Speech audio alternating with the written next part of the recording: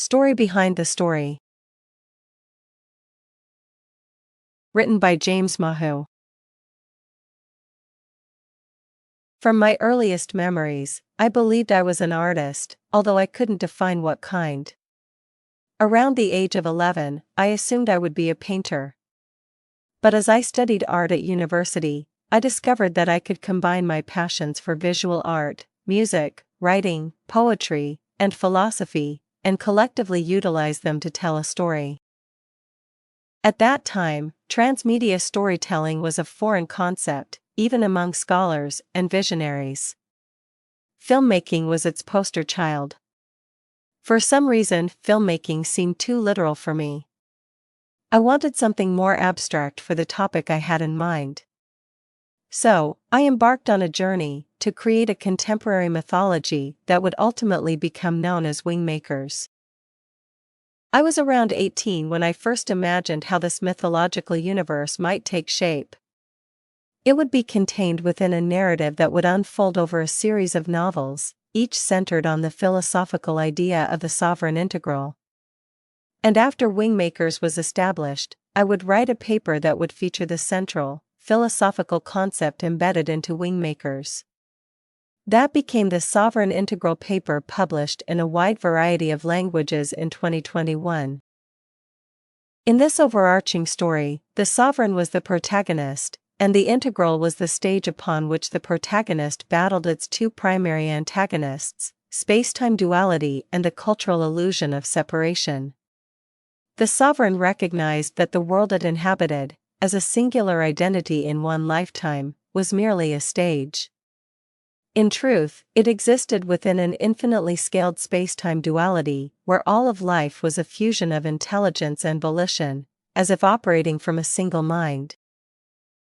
But that singular identity, the human being, was captivated by the stage, while the sovereign watched, learned, and evolved with each iteration of its human life, and really, all life forms that it experienced and expressed through.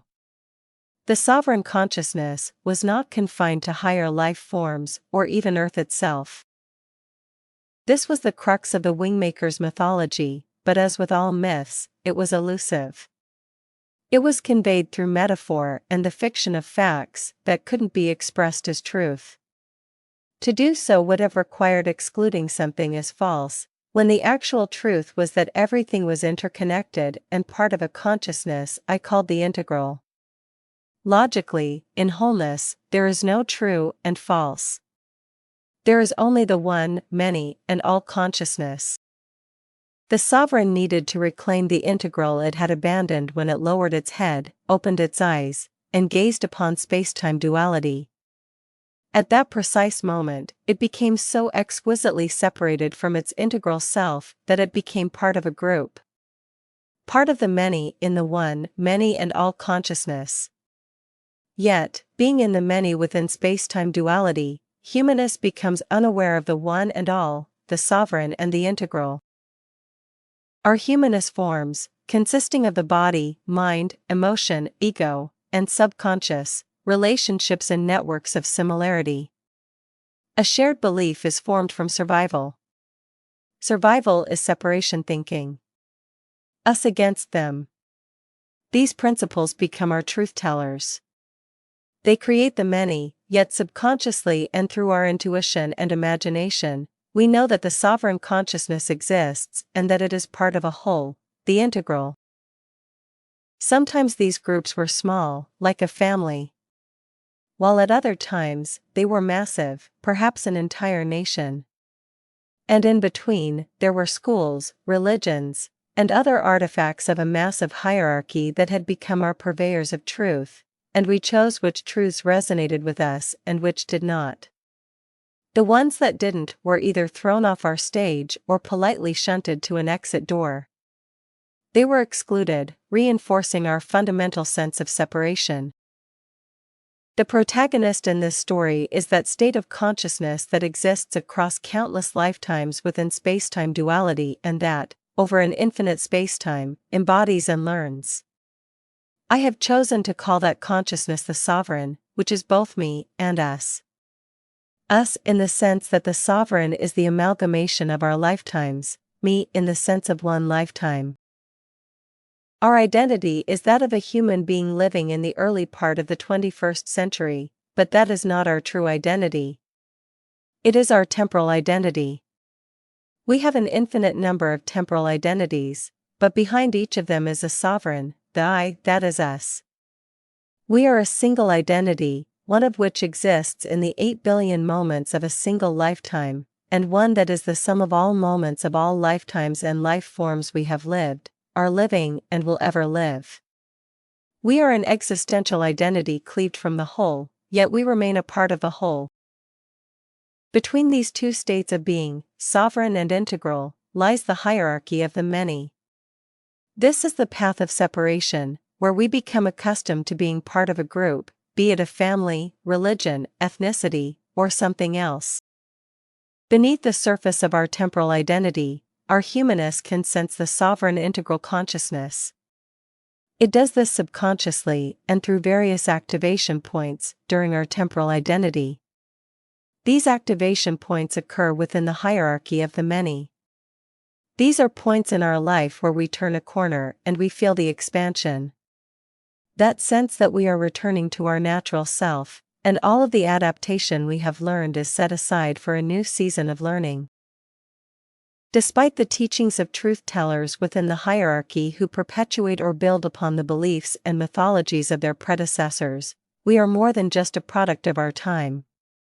However, our awareness of this truth is impeded by space-time duality and the culture of separation, which drive us to seek refuge in the hierarchy for survival. This is the essence of the WingMakers mythology, which offers multiple perspectives into its structure, from cosmic worlds, spiritual philosophy, abstract surrealism art, music, poetry, and storytelling. At 18, I did not possess all the details of the story at once. The details came to me when I needed them. I am a storyteller, weaving tales of the sovereign and how it can become a sovereign integral in the limited span of human life upon the space-time duality stage.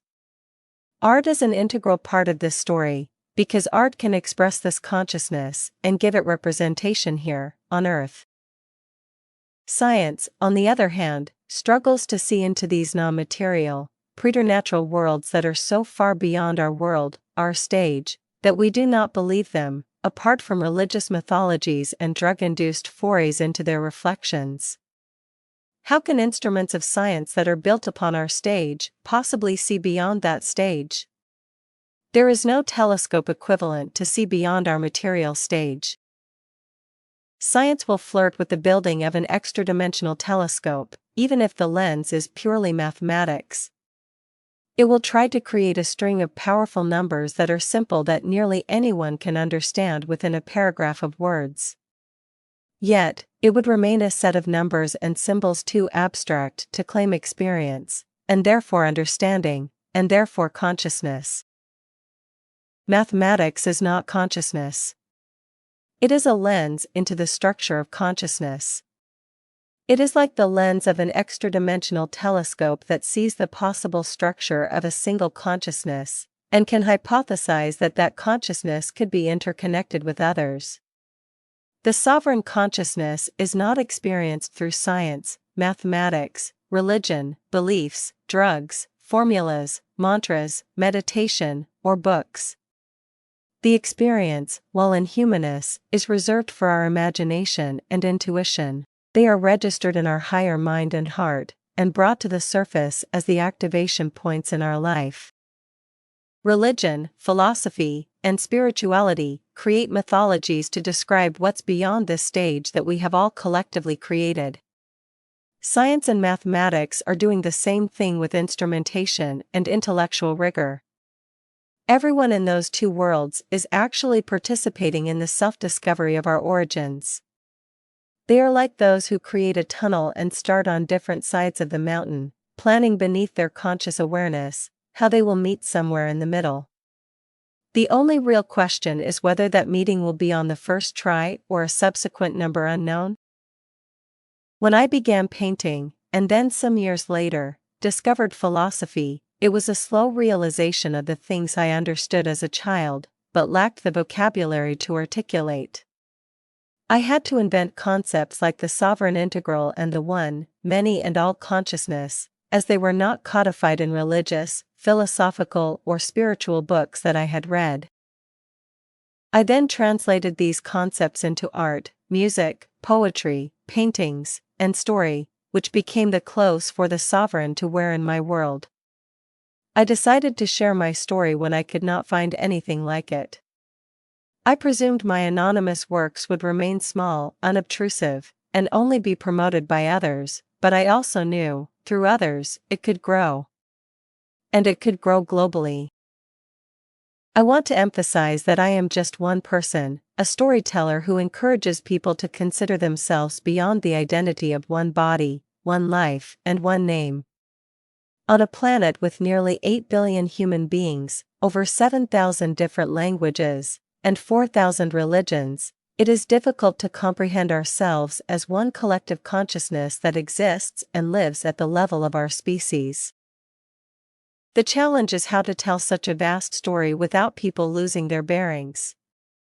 My answer is to tell it artistically through transmedia, which offers different doors through which a person can enter and leave the story. And not to try to tell the big story, but rather, the tiniest, most personal story of one mind and heart that are committed to no ownership of the story. Artists who support themselves through their art often evolve their art to appeal to a market, responding to its size, trend lines, relevance, and poignancy to their artistic vision.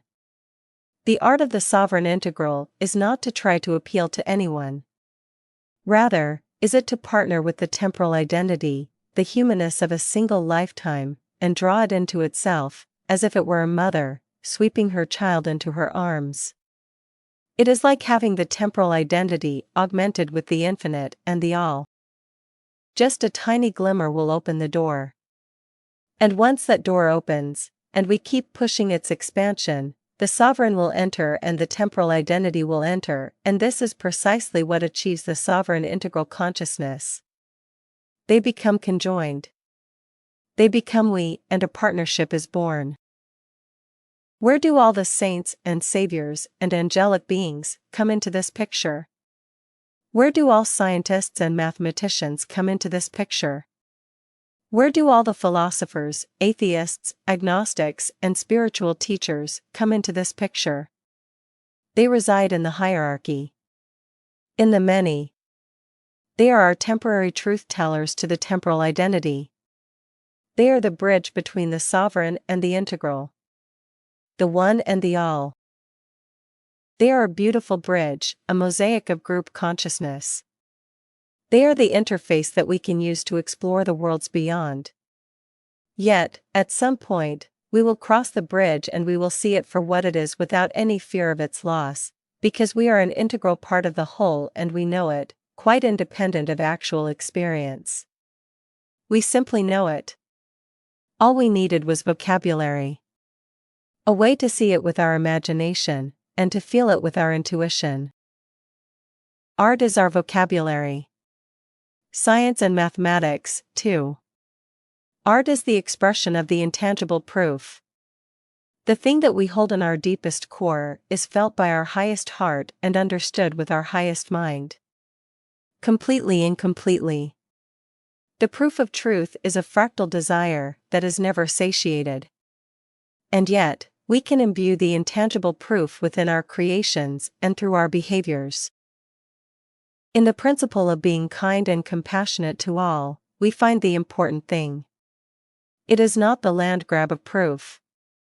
It is the behavior, the temporal creations of our temporal identity that we share with all. I have made countless brushstrokes, keystrokes, musical notes, and words. Each one of them took time, and together they form a lifetime, or at least a significant portion of one. I always knew that the path of an artist would be a lonely one, as art is created in solitude. To understand and give voice to the sovereign, I needed to feel its vibrancy within me, or else no one would believe I knew anything beyond what they already knew. Why listen to sameness? The story of the sovereign was an entryway into a new way of defining ourselves, created by one insignificant person. It could have been anyone. It happened to be us. I do not consider anything I've created to be mine, for as I journeyed further into the story, I realized it was ours. Every one of us has a unique perspective on the discovery of our identity and purpose, how to embody the intangible proof within our lives, within our breath, within our beating heart, within our total humanness. Wingmakers and movement of consciousness and interconnectedness, MOCI, are the two wings that tell the story of the sovereign integral, what I refer to as the so-in. That consciousness is so vast, it is so hidden, a scale and type of intelligence that we cannot comprehend. Any attempt to clothe it would result in valuable understanding, yet fall short of the whole where the unknowable moves and has its being. It is like Gödel's theorem of incompleteness, where truth cannot be proved, and this is not so much because it is infinitely evolving, but also because truth is found within the sovereign integral consciousness, and we do not know how to experience that while being human. Like all stories, there is a journey into them and a journey out of them. When we enter them, we don't know what to expect. We explore the story, perhaps feeling a resonance of something fundamental that we've forgotten, something we've always known but didn't have words for. Its value may not be apparent at first, but eventually, a story will emerge that is large enough to hold open the possibility that we are interconnected life forms across all species and all spacetimes. Survival and separation have obscured this story, not intentionally, but as a result of their design. However, the purpose lies within the arc of the story itself, not within our moments of reality. As humans, we live for roughly 2.5 billion seconds, or moments of space-time duality, in a temporal body. The identity that lives across lifetimes, spacetimes, and the fractalhood of reality will emerge in this world through us. That is the hopeful purpose embedded in this story. Humanity is approaching the fork of destiny, where our technology can define our destiny, not just enable it. This is a critical juncture, for technology can be used to either heighten our sense of separation or enhance our experience and understanding of interconnectedness. As anyone can imagine, the human behavior that these two paths generate could be radically different. In my opinion, this is why the sovereign integral is critical to understand at this time, why the one, many, and all consciousness is rising to the surface of our world. We are led to this fundamental philosophical construct, that we are sovereign and integral at one point of balance. Our highest heart and mind are like midwives, bringing this realization into our life, as agents of consciousness and interconnectedness. It is not held out as a tangible proof, but rather as a logical extension of a collective will to understand the whole. Every species is doing this within its own temporal reality. It is not part of a religion or spiritual path or scientific theory or even logical deduction. It is of a different order that is both outside and inside of spacetime. It is not that there is non-space and non-time. It is a different order of spacetime that enables dimensional unfoldment, where the one becomes the all, and therefore the all can become the one. The all cannot be separate from the one. They must coexist naturally, which is to say that once we discover the sovereign that is us, we also discover the integral that is us. Spacetime is the mechanism that allows this realization to appear slowly and awkwardly across vast spacetimes. Spacetime is what yields the richness of experience and expression, and this is why we evolve over vast timescapes. As individuals, we are attracted to this experience to varying degrees.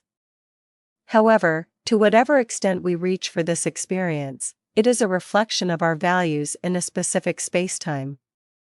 If the experience comes too soon, our interface with the real human reality can be impaired.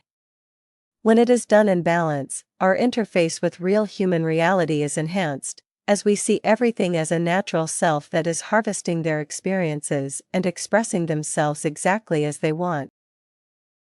That order of being is our natural state. This is when the two states, sovereign and integral, create a conscious partnership, and it is then that all of the learning is fully exchanged from the one to the all, and the all to the one. Every other state of our existence is adaptive.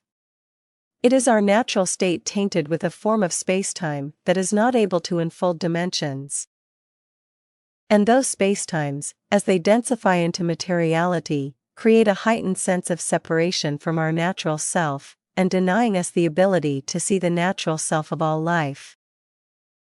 The art of writing, painting, composing, and yes, even mathematics reveals a lens that allows us to view the reflections and shadows of this sovereign integral consciousness. If we choose the fork where technology is an enabling force for understanding our natural interconnectedness, we can anchor this within the human species. We become stewards of this understanding and can interconnect with life. This is how a new form of love will be born. A form that is not of a species, of a planet, of a destiny. That is given with a purpose. A love that stems from an understanding of the one, many, and all consciousness.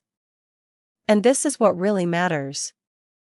If this isn't part of it, then the heart of it is missing. If that is missing, the path of the intangible proof, where the sovereign integral is ours to claim, can only be found as a shadow. And this is because we are not numbers hanging in the cold space of a void. We are vibrant hubs of an evolving collective mind and heart that is part of an evolutionary process that is hidden from words or numbers. There is always something behind the reveal. Something deeper exists. We are in the midst of a journey whose destination is abstracted by spacetime and the hierarchy of the many. Its brakes are the cultural illusion of separation, and its accelerator is the understanding of interconnectedness. All of us, together, we use these brakes and accelerators to keep our balance as we journey. The evolutionary journey of all is simply too vast to have a vision or even fathom its general purpose. If it could be summed up, written in language, I would postulate that its purpose would be the creation of a higher harmony through understanding who we are as an individual of a single life, as a sovereign of infinite lives, as an integral of all, and aligning those identities in partnership, even when we don't understand their totality or ultimate purpose. As far as I have managed to plumb the story's depths, our natural self of a temporal lifetime remains an identity of our own, forged from experience and expression, and forever encoded within our sovereign. It is not dissolved into nature or allness. It returns to the sovereign who is the fractal of the natural self and the integral, leaping from one order to the other, always teaching and learning the reality of the next reality.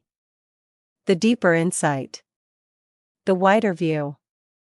It is time for some of us to teach ourselves how to remove our adaptive interface of spacetime duality, to loosen the shackles of separation and slip their tenacious hold of history, ours, and humanity at large.